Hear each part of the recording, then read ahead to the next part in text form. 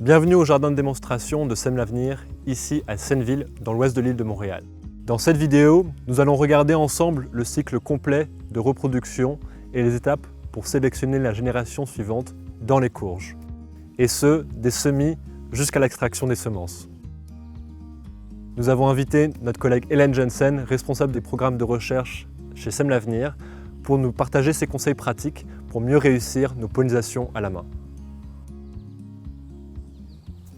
Pour faire la sélection de courges, il faut savoir que c'est une espèce de plante qui est allogame. Donc, ça veut dire qu'il va y avoir des fleurs mâles et des fleurs femelles.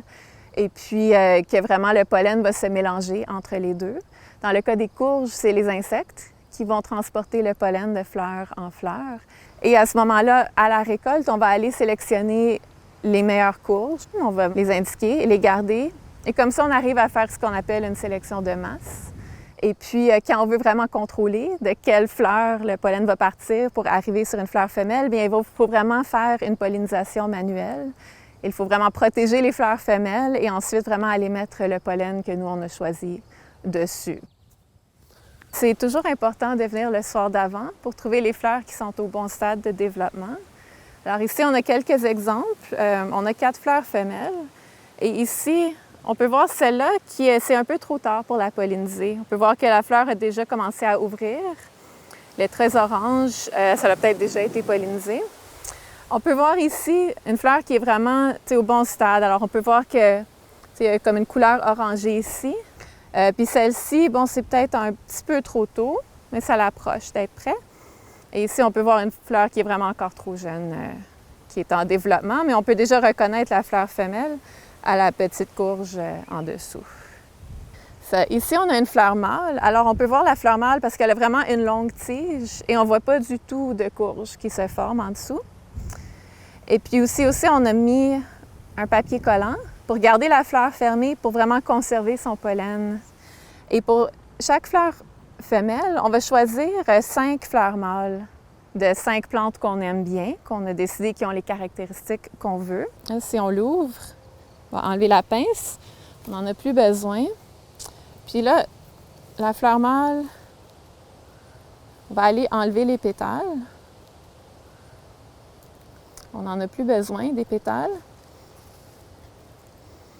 Alors ici, on peut voir les étamines. On est capable d'aller l'ouvrir et d'aller mettre le pollen mâle sur la fleur femelle. On ne s'en occupe plus trop. Et là, on va aller refermer.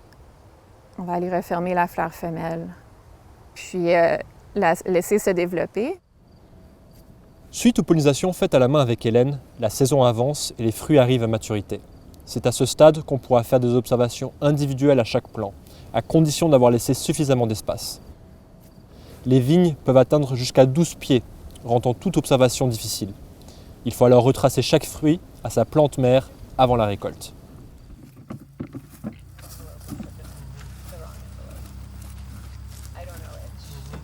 Alors, c'est ça, maintenant, les courges sont à maturité. Aujourd'hui, on fait la récolte.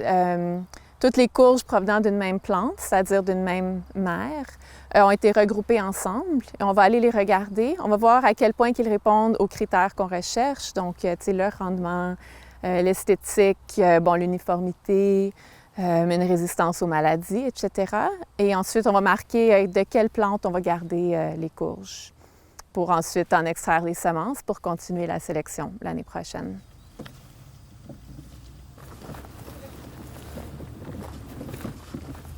Celle-ci, je vais récolter les semences séparément parce que celle-ci a été pollinisée à la main, puis celle-ci avait un meilleur rendement.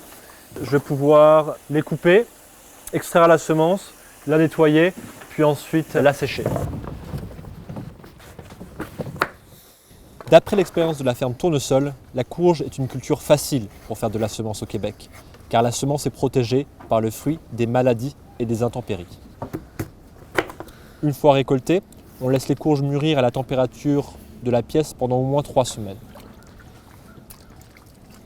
Pour l'étape de séchage, disposez les semences sur un plateau et activez un ventilateur pour enlever l'excès d'humidité. Les semences se colleront et formeront une galette qu'il faut émietter avec ses mains pour que l'air passe. Laissez ventiler encore 1 semaine ou 2 avant de les emballer. nous avons vu qu'il y a un potentiel pour produire des semences et des variétés adaptées de courges ici au Québec, mais qu'il y a des défis, et notamment aménager une parcelle suffisamment grande pour avoir une population viable, tout en pouvant identifier chaque plante, et ce, malgré les vignes.